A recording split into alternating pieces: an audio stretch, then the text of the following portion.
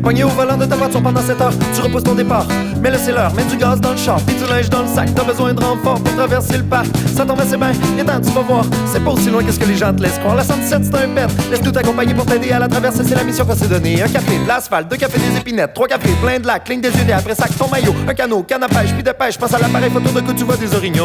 La recette pour une balade parfaite, c'est le balado de la 117. Présenté par Westwood. Bon, on est de retour. Cathy, tu commences à avoir la falle basse. Hey, moi, écoute, je me sens comme une pâle imitation de moi-même. Là. Je me sens comme une statue de cire proche d'un calorifère. On achève, c'est un marathon. Là, même plus besoin de dire, les gens, normalement, ils devraient être arrivés sur le bord d'arrivée, tout dépendamment du trafic. Là, ceux qui nous ont écoutés en voiture, là, ça achève. Nous autres aussi. On commence à déparler. Pardonnez-nous si on cherche nos mots. La fatigue est embarquée. Là. C'était tout un marathon. Absolument. Oui, mais c'est un beau défi, en fait. Merci de m'avoir proposé ça. C'était, pas de trouble. Merci d'avoir accepté ce beau défi-là d'un gars que tu connais pas en Abitibi qui t'appelle et qui te dit « Veux-tu venir faire 8 heures de balado? » T'avais tellement l'air smart puis motivé. J'étais motivé. Ouais. Bon, mais tout ça pour dire quand même, on veut pas négliger notre dernier bloc. J'ai vraiment voulu boucler l'émission avec quand même le dessert. Le dessert. Un incontournable, je pense, dans notre culture. On a parlé de nos artistes, on a parlé de nos événements, on a parlé de notre bouffe, on a parlé de nos entrepreneurs. Mais on peut pas passer à côté. Les Témiscabitibiens, c'est des gens qui aiment la nature, qui aiment les grands espaces, qui aiment la chasse, qui aiment la pêche. Ta famille inclut, Cathy? Oui, absolument. On a mangé beaucoup de brochets dans mon enfance, de l'orignal et de la perdrix. En fait, tout ce qu'on peut chasser et pêcher ici en région, cueillir aussi. Donc, pour nous en parler, on a des bons invités tout à fait pertinents. Michel Lessard, qui est président de Récréo Cisco. On va vous dire ce que ça mange en hiver. Une belle initiative qui a vu le jour, ça fait quand même quelques années, Michel? Oui, ça a commencé en 2010. 2010, donc déjà 12 ans que tu tiens ça bénévolement. Oui, bénévolement, c'est sûr. Un autre bel exemple d'initiative là, de gens de la place qui veulent proposer des belles choses aux gens pour que ce soit le fun, que ce soit dynamique. Sinon, bien, on a commencé avec Tourisme Abitibi-Témiscamingue avec Randa Napki et on conclut avec Tourisme Abitibi-Témiscamingue, ce qui est aussi tout à fait logique pour une émission qui veut faire la promotion de la région, avec Ghislaine Dessureau, qui est responsable des pourvoiries chasse et pêche chez Tourisme Abitibi-Témiscamingue. Bonjour, Ghislaine. Bonjour. Ça va bien? Oui. Et toi, on peut dire que tu es vraiment une passionnée de chasse et pêche et de pourvoiries. Je suis une passionnée de nature. Ah oui, de tout ce que... Oui. De plein air, de chasse, de pêche, de vélo, de ski de fond. Je veux dire, je suis passionnée de randonnée, simplement de randonnée en forêt, d'aller au parc Aiguebelle ou d'aller au parc au Pémica. Donc, on a la bonne personne... On a la bonne invitée pour ce segment-là, pour conclure l'émission. Puis je trouve qu'on est très, très chanceux. On dit gâtés par la nature. Oui, c'est le slogan. Nous sommes gâtés par la nature parce qu'on a ça à quelques minutes de chez nous. Exactement. Et notre troisième invitée, Émilie Grenier, qui est garde-parc technicienne. Vous voyez, quand je disais qu'on allait déparler, au parc d'Aiguebelle, ici, dans le secteur près de Rouyn-Noranda, Montbrun, en fait, pour le parc d'Aiguebelle. Bonjour. Bonjour. On m'a dit que tu étais la meilleure guide au parc Aiguebelle. Oui, bien en fait, ça fait longtemps, moi aussi, que je suis au parc. Là, ça fait 11 ans que je suis là. Fait que je suis là été comme hiver. Puis je connais bien le territoire, mais aussi, moi aussi, je viens de la région. Fait que je suis au parc, mais la région, je l'ai vraiment à cœur. Puis quand les gens viennent au parc, je leur parle pas juste d'Aiguebelle. Je leur parle de toute ma région. Bien, justement, parce qu'on est gâtés ici, en Abitibi-Témiscamingue. Depuis quelques années, on a eu un deuxième parc national. Et ça, c'est quand même assez rare d'avoir deux beaux joyaux comme ça. Donc, on a le parc d'Aiguebelle qui sa notoriété n'est plus à faire. Et du côté du Témiscamingue, le parc d'Opémican. Et tu as eu la chance d'aller un peu aider de ce côté-là à développer l'offre de service. Hein? Bien, en fait, j'ai été à former les nouveaux là, pour des formations qui sont de l'ACEPAC pour tous les employés, puis aussi caractériser le nouveau camping dans les tout débuts du parc. Puis en fait, c'est deux mondes différents, les parcs, c'est difficile de choisir. C'est ça. Est-ce que vous cannibalisez un petit peu? Pas vous du vous battez tout, pour la clientèle? Vraiment pas, parce que Opémican, c'est comme le petit frère d'Aiguebelle. Nous, on le prend sur notre aile, puis les clients qui viennent à Aiguebelle, ils vont à Opémican, puis ils disent « on arrive d'Opémican, puis là, on s'en va à Aiguebelle », puis l'inverse, puis on a vraiment une belle collaboration entre les deux parcs. On s'adore, tu sais. C'est vraiment le fun, puis les deux, on a une offre complètement différente, fait qu'il y a vraiment tout à faire là, dans les deux. Puis c'est quoi justement la différence entre les deux parcs? Qu'est-ce qu'on peut visiter à Aiguebelle qu'il n'y a pas à l'autre? Aiguebelle, en fait, c'est que c'est vraiment caractéristique de l'Abitibi. C'est vraiment la forêt boréale, les plaines argileuses, les lacs peu profonds, tandis que le Témiscamingue, c'est complètement l'inverse. C'est la forêt laurentienne, les forêts centenaires de pins blancs et de pins rouges qu'on retrouve. Je pense que c'est la dernière au Québec, en fait, qui est incroyable. Là. On regarde ça, puis on se sent petit. On regarde les arbres, puis on fait « wow! » Qu'est-ce que je fais ici? Je suis minuscule dans cette forêt-là. Puis il y a les lacs Témiscamingue, le lac Kipawa aussi, les rivières, qui est une des plus belles rivières au Québec, sinon pas au monde. Hein. C'est vraiment fabuleux. Puis maintenant, tout le monde peut en profiter. Think big, Émilie. Ah ouais, moi... Au monde, c'est vrai. Le Québec, l'eau, on le dit depuis le début là, du balado, l'eau, c'est notre ressource primaire. Puis c'est le même qu'on a été connus, c'était nos autoroutes. On a parlé aussi de la différence un peu des territoires entre le Témiscamingue puis l'Abitibi. Donc, ça donne des décors qui sont complètement différents, des expériences qui sont complètement différentes. Oui, puis les caractères historiques à Opémican, il est là. Les bâtiments sont là, on les voit, puis on fait « aïe, l'histoire qu'il y a ici, on le sent ». Puis à Aiguebelle, ben c'est la même chose. Nos bâtiments sont faits en bois rond pour rappeler la colonisation. Fait que des bâtiments en bois rond à la Maison du Moulon puis à Aiguebelle, c'est pas pour rien là, qui ont été faits comme ça. C'est pour rappeler les gens qui sont arrivés à Montbrun puis qui ont colonisé la région. Ben ça a été fait comme ça aussi à Aiguebelle. Fait que c'est ça, l'histoire est là aussi, là. Puis on parlait de la ligne aussi de partage des eaux dans le segment historique. Vous avez la chance de l'avoir en plein dans votre parc. Là. Fait que là, qu'est-ce qui arrive si on fait du canot puis on passe à la ligne, on vire de bord? On tombe dans le vide puis on tombe dans une autre dimension. C'est ça. Non, mais en fait, c'est difficile à expliquer, mais c'est pas visible. On le voit pas. Ça se voit pas. C'est juste que... Mais ça attire beaucoup les touristes. Ils sont curieux. Hein? Vous avez toute une installation là, à l'endroit où c'est une glissade. On peut mettre notre face, je pense, dans un trou. Je suis à la ligne de partage des eaux. Oui, c'est une goutte d'eau, en fait. Tu peux glisser au nord et au sud parce que c'est physiquement, c'est là que les eaux se séparent. L'Abitibi et le Témiscamingue. Les eaux s'en vont à Baie-James ou s'en vont au fleuve Saint-Laurent. Fait que, tu craches d'un bord puis tu craches de l'autre. Oui. C'est ça. Puis c'est ça. Physiquement, ça a l'air dur à expliquer, mais quand on regarde sur une carte, il y a une ligne qui passe là. Puis il y a deux lacs qui coulent pas dans le même sens. Ils ont l'air d'être dans le même axe, mais ils coulent au nord et au sud. Puis qu'est-ce qui attire vos visiteurs au parc d'Aiguebelle?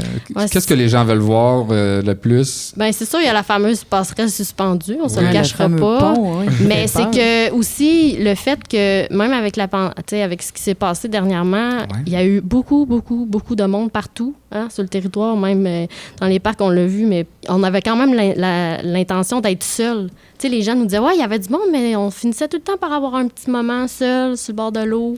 C'est grand comment, justement, le parc d'Aiguebelle? Sais-tu à peu près? Bien, c'est 268 km², Aiguebelle. Quand même, là, c'est un grand terrain de jeu. Oui, puis à Opémican, je pense que c'est plus grand, 297 km, si c'est pas 300, mais eux autres sont scindés en 3 secteurs, vraiment. Tu sais, il y a le lac Kipawa, la pointe Opémican, puis les îles aux fraises, là. C'est le lac Kipawa puis la rivière Kipawa. C'est vraiment 3 secteurs. C'est comme un parc éclaté, là. Il est vraiment... La pointe Opémican, c'est tellement riche au point de vue patrimonial. C'est extraordinaire. Moi, je pense, pendant que je l'écoutais, je me remémorais que lors du premier plan de développement touristique de la région, qui est sorti en 1987, puis que j'ai eu l'honneur de coordonner, on était dans le premier peloton au Québec pour la production d'un plan touristique régional, le Abitibi-Témiscamingue. On était déjà pionniers. Et puis, justement, dans ce document-là, on recommandait que Opémican devienne un parc régional. À ce moment-là, on parlait de parc régional. Ça a été long. C'était le plan de développement est sorti en 1987. tu vois. Et là, on l'a. Ça fait Mais quelques années qu'on parc a national. inauguré. C'est ça. Ça a été, oui. Mais... Ça, chez Tourisme Abitibi, c'est un produit d'appel majeur, là. Tout à fait. Tu peux voir d'ailleurs la photo de la Pointe-aux-Pimicans dans mon bureau. C'était vraiment, on a travaillé fort pour ça. Puis les gens, il y avait un beau comité là, de gens du Témiscamingue et aussi, je veux dire, qui étaient impliqués au niveau touristique régional, qui ont travaillé sur ce projet-là. C'est vrai que c'est magnifique. Et est-ce que c'est plus des touristes qui viennent ou ce sont carrément les gens de la place qui bénéficient du territoire? Bien, en général, c'est vraiment... Je pense qu'on a une clientèle fidèle, je pense à 80 % en tout cas, moi, pour Aiguebelle. Mais, tu sais, on a beaucoup de gens qui viennent de l'extérieur. En septembre, il y a souvent justement la clientèle européenne qui aime beaucoup venir voir les couleurs, qui sont vraiment impressionnés par ça. Puis, par encore juste le territoire puis l'eau. Là, ça les impressionne beaucoup. Puis sinon, ben de plus en plus, ben je pense que ça a été dit aussi dans le dernier segment, mais il y a beaucoup de gens qui font « Hey, comment c'est qu'on n'est pas venu avant? Ouais, hein? » Tu sais, ils font toutes les... Là, je les appelle la clientèle CEPAC là, parce qu'ils veulent faire toutes les packs puis les cocher. Tu sais, puis là, ils sont comme « Ben là, Aiguebelle, on est dans les A. » Fait qu'on est toujours le premier en haut sur le site, mais on est toujours les derniers à être visités. Mais en fait, quand ils viennent, ils font « Ben là, on aurait donc dû venir avant. » Tu sais, vous êtes accueillant. On le parle depuis le début, la chaleur humaine est là, mais les employés, nous autres, à Aiguebelle, on se le fait dire tout le temps, vous êtes donc bien fins. C'est accueillant, pas juste le parc, mais nous aussi. Fait que... On parlait de l'accueil particulier, le singulier des Témiscabitibiens. Ben, ça se transfère du côté des employés du parc, c'est sûr, on le constate. D'ailleurs, ça me fait rire. Émilie, qui était là, fidèle au poste, qui est arrivée avec les premiers, puis qui a tricoté son chandail tout le long de la journée. Je trouvais ça tellement adorable. On a dîné ensemble, et donc elle est au courant de tout, là. Il n'y a pas juste Cathy puis moi qui a tout entendu. Émilie aussi peut faire des références sur ce qui s'est dit depuis le début de l'émission. Oui, puis justement, je disais que, tu sais, à Aiguebelle, on parlait des festivals, mais tu sais, le FME est venu faire des concerts de canot à Aiguebelle, à Opémican aussi. Il y a eu même Aiguebelle en spectacle qui se donnait jadis. Moi, je travaillais pas là, mais c'était des peintres puis des musiciens qui allaient dans les sentiers. Puis, tu sais, il y avait vraiment beaucoup d'activités culturelles. Le festival des guitares aussi, qui viennent en autobus. J'ai guidé des autobus qui se rendaient jusqu'au parc. Puis après ça, on partait en Rabasca, tu sais. Fait que ça leur faisait... Rabasca, c'est quoi? Un Rabasca, c'est un canot 12 places. Okay. Fait que ceux qui sont pas trop habitués de faire du canot, ben, t'as juste à pagayer, regarder le paysage. Tu vois un huard, tu vois des oiseaux. Puis moi, je suis en arrière, puis je dirige le Rabasca. Fait que dans le fond, vous n'avez pas à vous occuper de diriger. Puis... ça va plus vite aussi, fait que c'est vraiment le fun, une belle activité de gang. Tu le disais, Aiguebelle, ça commence par A, donc on est en haut dans la liste, mais parmi les derniers visités, comment on essaie de renverser cette vapeur-là? Est-ce que c'est en offrant justement des produits d'appel qui sont différents, qui sont originaux? C'est quoi la stratégie? C'est une bonne question. Mais en fait, je pense que c'est la curiosité. T'sais. Les gens, ils sont curieux de venir voir qu'est-ce qu'on fait en région, puis ils sont épatés, justement, de voir tout ce qu'on offre, puis que c'est pas différent ailleurs, que même c'est peut-être mieux ici, parce que, justement, on sait bien faire les choses, puis, on a à cœur notre région. Tu parles à tout le monde qui travaille partout en région. On est tous passionnés de ce qu'on fait, de ce qu'on aime, puis ça se ressent partout. Tout à l'heure, je disais que Madeleine Perron, c'est ma tante. Oui. Mais Michel, c'est pas loin d'être mon oncle aussi, par alliance. C'est le père de mes cousins. OK. Donc, on a des liens. On est co-sanguins en Abitibi-Témiscamingue. On se connaît. Mais justement, c'est pour ça que je sais que, Michel, t'es vraiment, toi, un gars super actif là, depuis longtemps. Là, le sport, le plein air, t'en manges, là. Ah, bien, définitivement. Mais je veux dire, c'est que... En fait, j'en mange. Non. Oui. Mais à un moment donné, il m'est venu l'idée d'organiser, comme vous savez, là, des prêts gratuits de vélo en ville. Ça t'est venu comment, cette idée-là? Les Bixi existaient-tu? T'étais-tu avant les Bixi? Non, c'est pas la même chose, là, mais... Les Bixi existaient, okay. Mais les Bixi, c'est une fonction utilitaire. C'est ça. OK? Moi, c'est dans mes différents voyages, une fois que j'ai pris ma retraite là, du cégep, j'ai voyagé. Oui. Et je suis arrivé dans des pays où c'était formidable. On pouvait avoir des vélos gratuitement. Comme en Italie, par exemple, à Vittorio Veneto, en Suisse, même à Bangkok. Il est possible d'avoir des vélos gratuits. Fait que là, j'ai dit, mon Dieu, il me semble que ça serait intéressant à Rouyn-Noranda d'avoir ça. Et c'est là qu'on a démarré. Et ça fait maintenant... sors de la retraite. Ben oui, mais c'est quasiment ça. Oui. C'est un investissement. J'avoue que c'est vraiment sortir de la retraite parce que c'est vraiment avoir su, est-ce que tu l'aurais fait quand même, avoir su tout l'investissement? Oui, je l'aurais fait, mais j'aimerais ça passer comment on appelle ça? Le flambeau. Le flambeau, oui. Ah oui, définitivement, parce que c'est encore allumé, Cathy. C'est très engageant. Oui, j'imagine. Parce qu'on ne s'est pas contenté, évidemment, d'offrir des vélos. Non, là, il y a des tandems. Des kayaks aussi, non? J'ai entendu parler de ça. Oui, tout à fait. C'est ça. C'est qu'en 2014, on a commencé par, en lien avec la maison du Milon. Oui, c'est ça. Vous êtes juste à côté de la maison du Milon. Exactement. On est sur le terrain, le site historique. C'est ça. En fait, en plein centre-ville. Là. Et là, ce qui est intéressant, c'est qu'on a commencé aussi, on dit l'hiver, les gens ne bougent pas. C'est très sédentaire, hein, comme souvent les gens, là, ils sont... Oui.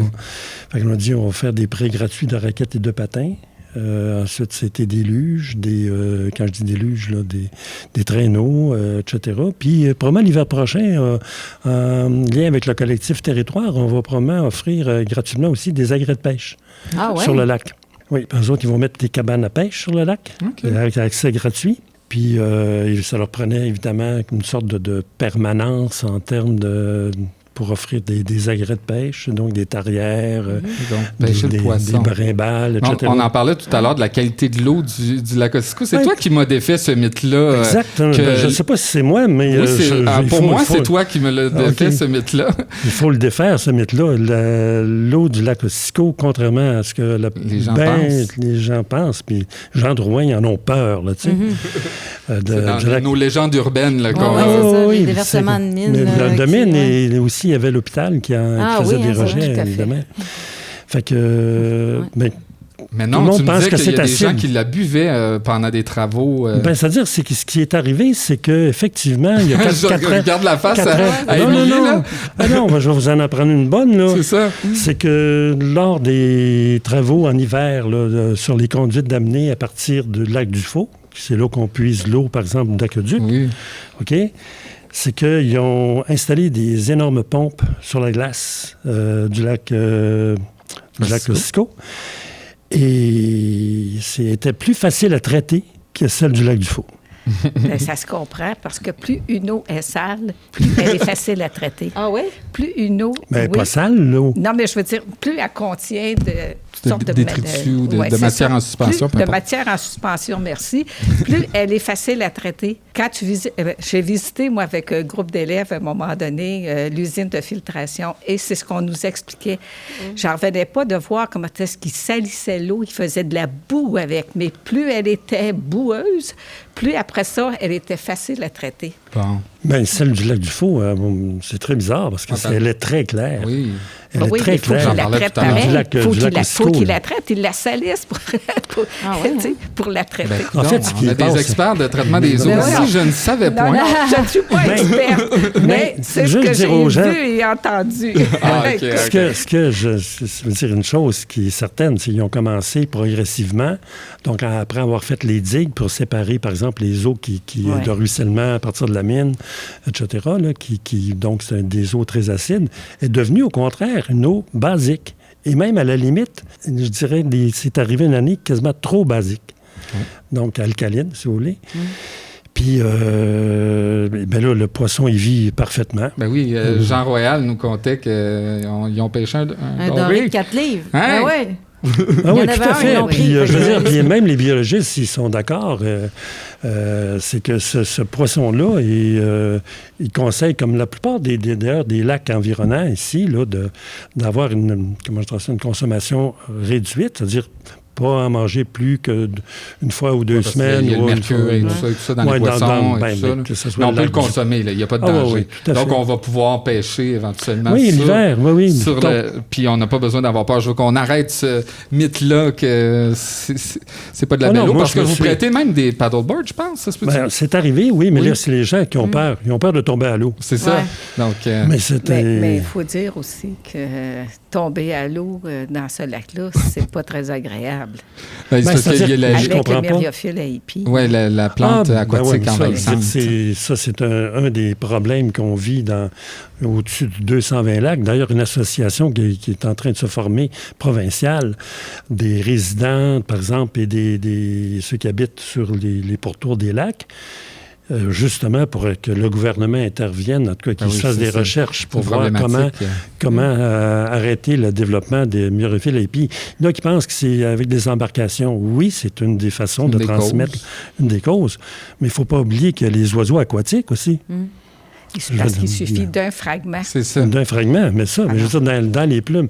Comment vous pensez, par exemple, qu'après la fonte du Grand Glacier, comme on l'appelait le Grand Glacier historique, là, ici, là? Le Grand Glacier wisconsinien. Ben, il se rendait jusqu'au Wisconsin, aux États-Unis. Oui, en tout cas, je ne sais pas. C'est quand ça a fondu, là, il y a eu toutes des formations de lacs. OK? Comment comprendre qu'il y avait des poissons dans à peu près tous les lacs? C'est parce que c'est, entre autres, les oiseaux qui ont, à travers leur plumage, etc., qui passent dans des œufs, qui transportent, qui ont ensemencé... Les mouettes, on les passe pas au robinet comme nos embarcations. Non, tout à fait. Puis j'allais après parler de les services divers, mais il y a aussi, comme mentionnait Cathy, on a développé à partir de 2015, donc justement les locations pour donner le lac aux citoyens, le redonner, parce qu'il boudait, pédalos et tout ça. Ça continue à bouder en partie, qu'on vient d'en parler. Justement, le lac est encore un peu sous-utilisé, le lac Ossico. Il y aurait moyen encore... Là, il y a la Guinguette, c'est un super beau projet. Il y a votre initiative qui est aussi le fun. Mais je pense qu'il y a encore place à développer de beaux projets autour de ce lac-là, qui est en plein cœur de la ville. Absolument. C'est une richesse d'avoir un lac en plein cœur. Oui, c'est ça. Mais effectivement, la question de la myriophiile à épis, là, ça, c'est plus problématique. En avez-vous peur au parc Aiguebelle? Bien, on le surveille. En fait, il y a des lacs qui pourraient être à risque. Effectivement, ça a été vérifié pour l'instant. Il n'est pas chez nous, mais oui. C'est comme là, il y a les bateaux qu'il faut qu'ils soient lavés, puis il y a de certains lacs qu'on n'autorise plus de bateaux. Ah non, carrément. Oui, c'est ça. Ça peut être un danger. Il y a une grande campagne là, qui est faite pour sensibiliser. Donc, s'il y a des gens qui s'en viennent avec leur bateau, là, on fait attention. C'est bien évident. C'est plus que les embarcations. C'est tous les équipements. C'est le tout kayak. Ce qui touche à l'eau. C'est les hydravions aussi. Oui. Qui se posent sur le lac, qui partent du lac et qui vont ailleurs et qui reviennent. Ça aussi... Historiquement, je veux dire, le lac Ossico, c'était... Tout à fait. Un lieu d'atterrissage ou d'atterrissage. Oui, c'est ça, on en parlait. C'était un aéroport oui, tout à fait. Ben oui. C'est peut-être de là qu'on a attrapé cette... Mais là, on a commencé nos activités lundi. Récemment. Très récemment, de location de kayak, de canot et de pédalo. Mais c'est pas par hasard que vous êtes autour d'un lac avec des prés de vélo. C'est qu'on a aussi, on en parlait tout à l'heure à l'émission, cette superbe piste cyclable qui est un attrait très populaire, autant des gens de la place que des visiteurs qui sont impressionnés de voir ça. Oui, c'est à peu près 70% des gens, c'est des gens de la place. OK. Ben, en fait, oui. Puis des visiteurs, c'est une trentaine de pourcents là aussi. OK, quand même. Et puis, ils entendent parler donc de vos services et tout ça. Puis, oui, ils vous voient. Imaginez-vous que c'est d'avoir un prêt gratuit de vélo assistance électrique. Ça doit être, je pense, assez unique au Québec. Ben oui. J'ai jamais entendu parler de ça ailleurs. Puis, question plus personnelle, mettons, je veux venir avec ma fille de 4 ans. Est-ce que vous offrez des vélos avec des sièges pour enfants que je puisse aller faire le tour du lac? Ouais? Tout à fait. Bon, ben je m'en vais là à 5 heures, finalement. Vous n'aviez pas un autre rendez-vous à 5 heures? Ben non, j'annule. Je vais plus au parc avec Luc, je m'en vais. C'est bon. Autour du lac. Ah non, mais c'est vraiment intéressant. Non, mais c'est vrai, on a des vélos pour adultes, évidemment. On a des vélos assistance électrique en prêt gratuit. Là. C'est assez original, ça. On a aussi des remorques pour enfants, des sièges, etc. Justement, des tandems aussi pour ceux qui veulent expérimenter l'équilibre de leur couple. Ben oui, c'est bien dit, ça. J'aime ça.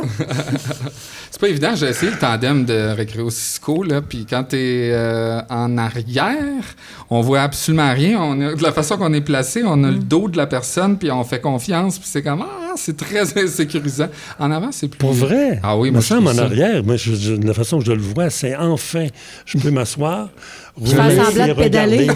Et personne va me voir que je pédale pas. Et regarder le décor autour. Oui. Ah non, moi, j'aimais pas ça, tu sais, que ce soit quelqu'un d'autre qui contrôle puis sentir les t'es un gars qui n'aime pas les... J'aime mieux être le conducteur. Comme dans cette émission. Non, c'est pas vrai. Donc, sinon, je veux qu'on parle de chasse et pêche avec Ghislaine et aussi nos autres invités. C'est vraiment... je veux que les gens comprennent à quel point c'est ancré dans notre culture. Là, on parle des veuves de chasse et pêche. Là. C'est pas un mythe. Là. Non, moi, je suis née en octobre pendant la chasse à l'orignal. Quand j'essaie de faire un party de fête, il n'y a jamais personne. Mais c'est fou, hein? Moi, honnêtement, je suis pas un adepte de chasse, de pêche, puis je pose souvent des questions parce que j'ai plein de monde dans ma famille. C'est sûr qu'ils vont tous les ans à la chasse et à la pêche, plus à la chasse qu'à la pêche. Là. C'est comme Noël pour eux autres. Là. Ça devrait presque être férié. Là. Ben oui. C'est à ce point-là, là. N'est-ce pas, l'activité est dans le temps de la chasse. La région, oui, tout s'arrête en Abitibi-Témiscamingue. Donc, ça vient de nos racines, ça, d'après toi, Ghislaine? Je pense que ça vient des premiers habitants, je veux dire, de la région. Les premiers habitants de la région, la population de Anishinaabec vivait de chasse et de pêche. Et puis, après ça, les coureurs des bois sont arrivés ici. Il fallait qu'ils se nourrissent. Alors, la chasse et la pêche. Puis après ça, les premiers habitants, les premiers colons qui sont arrivés via le lac le Témiscamingue. Et puis après ça, puis regarde, on a un lac par 7 habitants. C'est ça, le chiffre depuis le début du balado. Un lac par 3, par 2, un lac par 7 habitants en Abitibi-Témiscamingue. Ça veut dire que il y a des lacs un peu partout. Il y a des lacs, il y a des rivières un peu partout sur le territoire. Fait qu'on n'a jamais à faire très loin pour avoir accès à un plan d'eau, pour jeter sa ligne à l'eau. En fait, c'est pas surprenant que c'était le premier produit touristique de l'Abitibi-Témiscamingue, c'était le produit séjour en pourvoirie, chasse et pêche. On attire des Américains, là, des grosses pointures, si on veut, entre guillemets, là, qui partent de loin là, pour venir ici chasser et pêcher. Ils font aller-retour, là, un bon 3000 kilomètres pour venir chasser et pêcher en région. D'ailleurs, au niveau de la pêche, on est la région... Les pourvoiries de la région sont celles qui attirent le plus grand nombre de pêcheurs non résidents. Okay. Puis parmi ceux-là... D'abord, les Américains, puis presque autant d'Ontariens. Parce que les Américains, eux autres, ils viennent ici pour pêcher le doré puis le grand brochet. En fait, ils aiment les mêmes espèces que nous autres aussi. Il n'y a pas un Québécois qui n'aime pas ça, du doré. Hein? Je pense impossible. pas. En tout cas, le doré, là, je me souviens, ma mère, elle disait, ça goûte l'amande. Une amande, c'est bon, hein? C'est savoureux. Oui, c'est délicat. C'est ça, tu sais. C'est moi, j'aime pas le poisson, mais le doré, j'aime bien. Les Américains sont friands du doré, sont friands du grand brochet. Le grand brochet, c'est parce que c'est un poisson qui est très, très combatif. Alors, ils ont du plaisir à pêcher le grand brochet parce que c'est vraiment... Il se débat. Il veut pas sortir de là. Il se débat. Tu peux le pêcher aussi à la mouche. Tu peux t'arracher le bras, là, mais c'est vraiment un plaisir. Plus difficile à fileter, par exemple. Ça prend une certaine habileté, tandis qu'un bon doré jaune, ça se filette très bien. Puis toi, est-ce que tu es personnellement une amatrice de chasse et de pêche? J'ai assez hâte d'aller à la pêche. Là. Oui? J'ai assez hâte. Là, mes vacances arrivent, j'ai assez hâte. Je vais à la pêche chaque été. Bon, je vais te poser cette fameuse question que je pose à mes cousins-cousines. C'est qu'est-ce qu'on va chercher, mis à part la viande qu'on peut trouver probablement ailleurs qu'en allant soi-même la chasser ou la pêcher? Qu'est-ce qu'on va chercher quand on vit une expérience de chasse et de pêche? Mon Dieu, c'est d'abord le contact avec la nature. Oui. Dans ta chaloupe, hein? Dans ton embarcation, tu vois toute la nature autour. La plupart du temps, c'est la forêt qui est autour. Le cri d'un huard, on dirait que je le vois. Le huard, moi, c'est très important parce que souvent, c'est lui qui va m'indiquer que... Il est où, le poisson? Viens voir, là. C'est un bon truc. J'ai jamais pensé à ça. C'est ça. Ça fait que, oui, c'est... Puis là, il n'est pas content quand tu arrives, par exemple. Il s'en va. C'est ça. Il te surveille de loin. Hey, mon snack. C'est ça. Puis, du côté du parc de Gabelle, c'est pas un produit d'appel. Est-ce que... la pêche, oui. On peut pêcher le doré et le brochet au lac Loïs dans le secteur de Tachereau, qui est quand même vraiment un très grand lac, plusieurs îles. On peut passer la journée sur le lac, kayak aussi si on veut pas pêcher. Mais il y a beaucoup de monde qui vont pêcher. Là. C'est moi qui récolte les données de pêche parce que dans un parc national, il faut redonner ses quotas de pêche. Bien, pas les quotas, mais ses résultats. Moi, je les compile puis on voit comment le lac se comporte parce qu'on a une gestion de la ressource. C'est ça dans un parc aussi. Puis si on décide que le lac, tout d'un coup, fonctionne plus, on aurait le droit par exemple, de fermer le lac, ce qui n'est pas le cas. Là. Ça va bien. Là. Puis on a des petits ruisseaux à truites. Là. C'est pas la baie de James, c'est pas la Gaspésie. Mais ceux qui veulent taquiner la truite, là, ces temps-ci, ça peut être bon. Là, l'eau est haute en ce moment. Fait que de juin à septembre, la petite onde de fontaine, on peut aller faire ça dans le ruisseau Brunet, plus particulièrement. Toi, Cathy, est-ce que tu es une amatrice de pêche? Bien, particulièrement la pêche blanche, la pêche sur la glace. Oui, mais moi, ce que j'aimais, c'était l'arête de motoneige pour me rendre justement à cabane à pêche. Puis là, rendu là, on mangeait notre lunch. Puis après ça, j'avais hâte de m'en revenir. Mais sinon, c'est plus la pêche blanche. Mais j'ai des beaux souvenirs là, de justement des brochets là, de 12 livres. Là, on parlait des grands brochets tantôt là, qui sont difficiles à prêter. Là, puis j'ai des images de ma grand-mère qui apprêtait ça avec le couteau électrique. Puis ça faisait de la neige dans la TV. Fait que tout ça pour dire que oui, j'ai mangé beaucoup de brochets dans ma jeunesse apprêtés de mille et une façons. Ouais. Puis toi, Michel, avec mes cousins, justement, je sais pas, j'ai beaucoup l'image du père-fils là, qui initie ses enfants à la pêche. C'était pas dans... ça se passait pas chez vous. Non, mon père, par exemple. Mon père, il était incroyable. Et on restait à Val-d'Or, nous autres. On est originaire de Val-d'Or. Puis c'est ça. Lui, il allait à la rivière Thompson. Il avait son bateau juste à côté du pont, l'ancien pont. Ouais. Évidemment, là, le pont en rond. Là. Puis tous les soirs, l'été, là, après son chiffre à la mine, là, à la pêche. Moi, j'ai mangé du doré, là, comme c'est pas possible. Puis j'ai un frère, Donald, mon plus vieux frère, lui, qui travaillait à la mine. Puis ma mère se levait le matin pour y faire des filets de doré. Ah ouais? Tu sais, le petit filet qui se collait à la peau, là. Oui, déjeuner au doré. Déjeuner au doré. Oui, ça, c'est le bonheur. Mais moi-même, non. Non? Ben Ni non. la chasse? La chasse, la petite chasse. Oui, la comme grosse la perdrix. Chasse, perdrix, lièvre, là, de tente d'écoller l'hiver, etc. Là, puis moi, j'adore la perdrix. Ah, mon Dieu, là, j'ai les notes. En fondu. On est chanceux quand même ici en région. Disons que pour les gens qui n'ont pas ce qu'il faut pour s'organiser, un voyage de chasse ou un voyage de pêche, on a quand même tout un réseau de pourvoiries pour accueillir ces gens-là. C'est pas pour rien que les Américains sont chez nous. Là, ils n'arrivent pas avec tout leur kit parce qu'ils ont besoin d'hébergement, ils ont besoin d'équipement. Des fois. Ils peuvent avoir besoin d'un guide aussi. C'est tout. Les permis, ça vient comme un peu avant. Ben oui, les permis, ça s'achète en pourvoirie aussi. Ça fait que dans la plupart de nos pourvoiries, ils vendent les permis de chasse et pêche. Tu parlais des Américains tout à l'heure, là. Puis eux autres, là, c'est quand ils quittent la ville pour s'en venir en Abitibi-Témiscamingue, là, j'en ai vu et entendu, là, qui se prosterner par terre puis embrasser le sol puis dire faites-le. It's the God land. The God's land. Pour eux autres, là, c'était la terre promise. Oui, il était rendu au paradis. Autrement dit, là, au paradis, tu sais, ils rêvent à ça toute l'année, puis là, ils font 1200, 1500 kilomètres, puis là, ils arrivent, là, au paradis. Puis ils viennent pour une semaine, ces gens-là. Tu sais, fait que... C'est des gens qui sont dans des grandes villes et tout ça, donc ils voient... Mais de plus en plus, dans nos pourvoiries, par exemple, on a une clientèle de pêcheurs du Québec.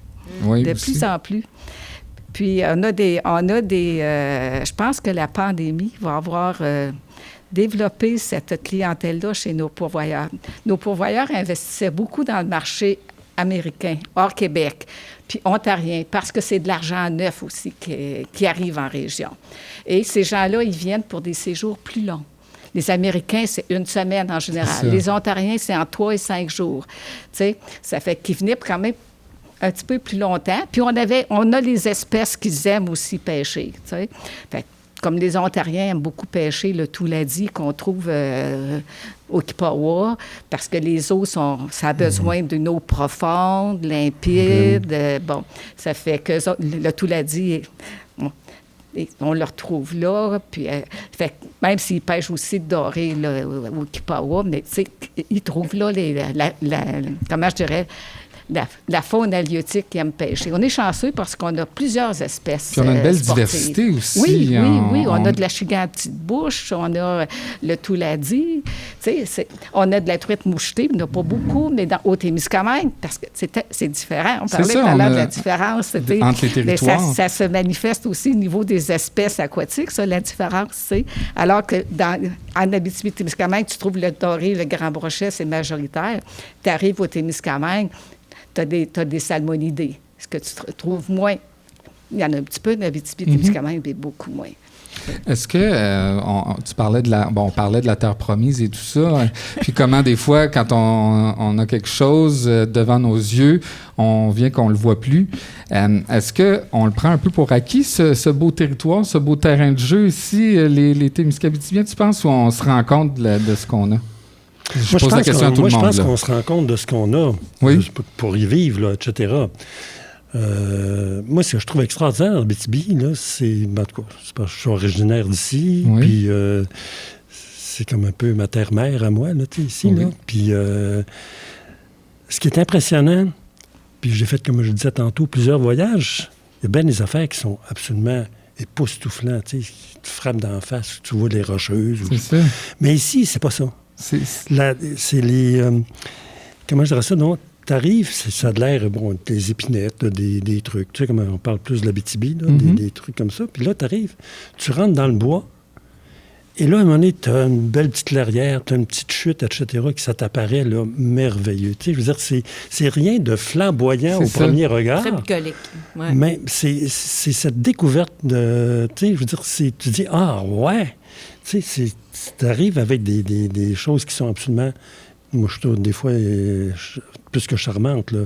C'est génial. C'est dans la subtilité, un petit peu. C'est pas, comme tu dis, tape à l'œil. Des fois, je parle à des Montréalais pour les... Moi, je travaille fort à convaincre des Montréalais de venir dans la région. Puis là, ils me disent « Oh mon Dieu, mais ça doit être magnifique. » Puis là, je veux tempérer les attentes quand même en disant « Oui, c'est magnifique. Tu sais, on a des grands espaces, on a des arbres à perte de vue, mais c'est pas les Laurentides, c'est pas... Non, c'est pas les Rocheuses. C'est ça, mais c'est tout aussi beau, là. Mais il faut quand même, disons, j'apprécie le commentaire pour... Ben c'est ça, quand tu arrives dans les Laurentides, qu'est-ce que tu peux avoir de plus que cet ensemble-là? Tu sais, quand tu rentres ensuite dans le bois, c'est pas décevant, mais quand même, tu sais, ce qui te frappe, c'est le gros décor. C'est la vue. Mais ici, c'est ça, c'est pas nécessairement le décor au départ qui te frappe, mais c'est quand tu rentres dedans. C'est ça. C'est les moments, tu sais, le coucher de soleil. La lumière, lumière. Comme Cathy disait, il fait noir tard aussi. On est éclairé.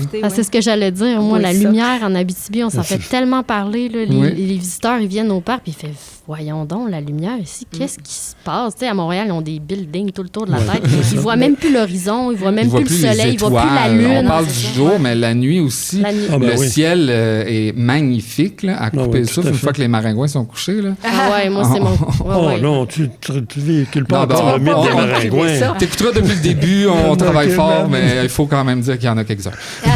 Mais les gens d'ici qui sont partis d'ici puis qui habitent aujourd'hui, mettons à Montréal ou à Québec, s'ennuient de nos soirées longues. Nous autres, on peut rester longtemps, tard dehors l'été, et puis avant que la noirceur arrive, ils s'ennuient de ça. Mais oui, ça teinte un peu notre vie sociale, veux pas. L'hiver, on se couche un petit peu plus tôt, il fait froid, on n'a pas trop envie, mais l'été, on est plus en congé, on traîne dehors.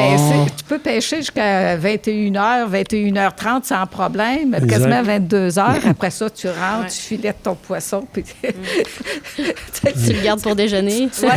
Non, tu pour son frère. Oui. Non, mais la lumière, on sait que c'est un territoire qui est relativement plat. Il n'y a pas beaucoup d'accidents de terrain, là.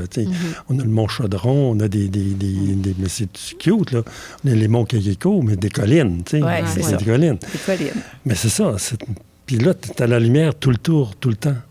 C'est fabuleux. Ça fait des belles photos. Oui. Oui. Oh. Mais d'ailleurs, la photo, vous vous en souvenez, la fameuse photo de la carte de... Oui, la carte soleil, la carte soleil, tu sais, dans le coin de Santerre, là. Puis Oui, il y les a beaucoup de gens photos de la qui l'ignorent. Abitibi-Témiscaméringue, moi, je suis dans le groupe, là, Oui, tu sais, pour sur le guide Facebook, touristique là. et tout ça. Puis c'est incroyable, les gens là, envoient des photos là, de tous les couchers de coins. soleil, des levées de soleil, d'un peu partout, des villages, des villes de la région. C'est magnifique. Puis malheureusement, des fois, ça rend pas justice. Tu sais, on a des talents, c'est beau, là, c'est magnifique, mais être là en personne, ça prend toute une autre dimension. Ben, là. c'est C'est sûr, dur de traduire ça dans une photo. Des fois, Des fois, c'est c'est magnifique, je prends une photo, puis je suis comme, ben ouais, on me semble, Ouais. ça sort plus rose. Là, Fallait être là. Alors, venez nous voir. Exactement. Exactement. On revient à la chasse et la pêche. Je voulais juste savoir, est-ce que c'est un domaine qui est en croissance ici ou on est stable au niveau de cette industrie-là? Ah, au niveau de la pêche, je veux dire, ça va très, très bien. Ça va bien? Au niveau La de pandémie n'a pas trop fait mal? Ben, ça dépend. Tu sais. Sur le coup, oui. Au niveau de la clientèle des non-résidents, c'est sûr que ça a donné, ça fait mal. On a même des entreprises qui n'ont pas ouvert pendant 2 ans de temps. Je veux dire, qui sont demeurées fermées. Mais la clientèle, si tu parles de la clientèle résidente québécoise ou la clientèle non-résidente? En général. Pour les pourvoiries. Mm-hmm. Bien là, tu vois, comme là, actuellement, on est en pleine saison de chasse à l'ours noir. Là. Bon, puis il y a de plus en plus de chasseurs résidents à l'ours noir, hein, on le sait, là. Ils se sont développés, là. On ne le savait pas, là, mais parenthèse. Ouais, non, ben oui. Toi, tu le sais, parce que tu travailles là-dedans. Mais c'est quoi? C'est pour... Ils le mangent? C'est pour le sport? Qu'est-ce qu'ils font avec? Ils font des tapis pour le Je ne sport. suis pas la meilleure personne pour en parler. Mais je pense que ça se mange, là. Ça, oui. Oui, oui, ça se mange parce absolument. qu'ils sortent de plus en plus de recettes pour apprêter l'ours noir, puis on ne veut pas qu'on gaspille ce gros gibier-là. Non. La fourrure aussi, est très belle au printemps, la fourrure de l'ours noir. Alors, mais je sais qu'en pourvoirie, les ours sont... C'est très difficile. Tu vas demander à un client de te donner sa chair d'ours noir. Il ne voudra pas. Ils partent tous avec l'ours. Oui, eux autres, ils partent avec la peau, ils partent avec la viande. Ils rapportent tout ça. On chez gaspille eux. rien. Ben, c'est bon, ça. Rien. Ils se font des barbecues à l'ours noir. C'est important, je pense, de respecter la nature.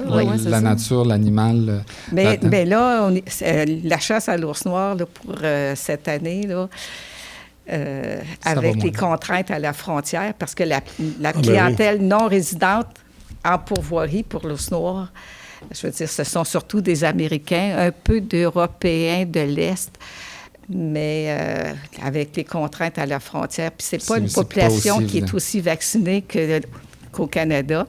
Tu sais, je pense que le taux de vaccination est autour de 66 Ça fait que le double vaccin... Oui, c'est en train de changer. Oui, les règles. Les règlements sont changés. Ça va changer. C'est ça. S'il y a des gens qui nous écoutent dans 2-3 ans, ben la pandémie, ça va être un vieux cauchemar. Mais c'était dur pour les entreprises. On espère pas avoir à revivre ce genre de situation. Il nous reste quelques minutes. Je veux juste... Bon, on a parlé beaucoup, bien sûr, chasse-pêche, on a parlé du vélo, on a parlé des parcs nationaux, mais à part ça, il y a plein d'autres choses à faire. Là. Qu'est-ce que vous aimez faire sur le territoire, mis à part ça? On a parlé des collines Kekeko, qui est un bel exemple. Moi, je pourrais dire, il y a le club Le Rappel du Nord pour faire de l'escalade. C'est un domaine en plein essor, en plein développement aussi dans la région. Il y a vraiment des passionnés qui sont en train de développer toutes sortes de sites. Fait que s'il y a des amateurs d'escalade, sachez qu'il y a des beaux coins à découvrir.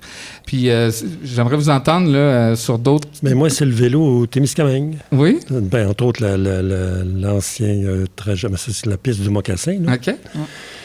Que j'aime beaucoup faire parce que j'adore le Témis. C'est une région absolument magnifique aussi. Ben oui, comme on disait, on est ailleurs. Quand on va au Témis, on a d'autres décors. C'est quand même... on est quand même privilégié ici de pouvoir se promener sur le territoire puis voir complètement 2 décors différents. Là. Puis il y avait aussi, là, quand on parlait de de pistes linéaires, là, qu'on appelle des anciens chemins de fer. Il y avait aussi La route verte, ça? Oui, mais c'est partie de la route verte, là, à partir de L'Ampère, aller jusqu'à Tachereau. Là. Sauf qu'il y a des problèmes avec des ponts, semble-t-il, mais le segment, par exemple, ça s'appelle la cyclovoie du partage des eaux. OK. Qui a été développé il y a quelques années. Puis c'est entre, par exemple, Destar et La Ferté. C'est magnifique. Oui, on peut rouler longtemps là, dans la région en vélo. Puis les gens qui n'ont pas trop de jambes, là, mais c'est... C'est assez plat. C'est un train qui était là. C'est ça. Donc, ça a été fait pour ça. Moi, j'habite à Clérici, puis oui, exactement. On l'a qui passe en plein village. J'ai commencé. Je ne veux pas me vanter. Là, j'ai été courir une fois parce que je voulais peut-être essayer de me remettre en forme. Puis justement, pour courir, c'est l'idéal. Là. C'est des sentiers multifonctions aussi qu'on peut se servir de... Non, pas juste avec le vélo, mais on peut aller courir, on peut faire toutes sortes de choses. Émilie? Moi, c'est le canot. Moi, je suis une amoureuse du canot. Fait que j'ai récemment aussi acheté une maison sur le bord de l'eau. Fait que moi, le soir, je peux partir en canot, faire ma petite excursion. Mais mon coup de cœur, ça serait peut-être les îles sur le lac Kipawa. Là. Ça, là, il y a quelque chose qui se passe là. C'est magique. Là. Les nuits étoilées, les couchers de soleil, les huards. Moi, les huards, j'adore les oiseaux dans la vie. Là. Comme son. Fait que, les huards, il y a les poils te lèvent sur le bras à chaque fois que tu l'entends. Là. C'est ça. Ouais. Ghislaine? Bien, moi, j'ai réservé mon voyage de pêche dans une pourvoirie avec des membres de ma famille. Puis là, j'ai un gros problème parce que je voudrais avoir le don d'ubiquité parce que c'est la semaine. Puis là, j'ai découvert ça il n'y a pas longtemps. De Ossisco en lumière, puis de la foire gourmande au Témis. Tu vois, il y a tellement d'affaires à faire. Qu'est-ce que je vais faire? J'ai payé, j'ai réservé, fait que il faut que j'aille. Puis j'ai hâte de pêcher. J'ai pas encore eu la chance de pêcher cette année. J'ai eu la chance de manger du doré parce qu'on m'en a donné. On m'a invité à manger, à souper. Mais j'ai hâte de me retrouver. C'est un heureux problème. C'est ça, tu pourrais pas mieux. Alors, c'est en même temps la foire gourmande et le Ossisco. C'est ce que j'ai vu. J'étais assez découragée. Merde. Ça se peut-tu? On parlait que les organisations se parlent dans la région tout à l'heure.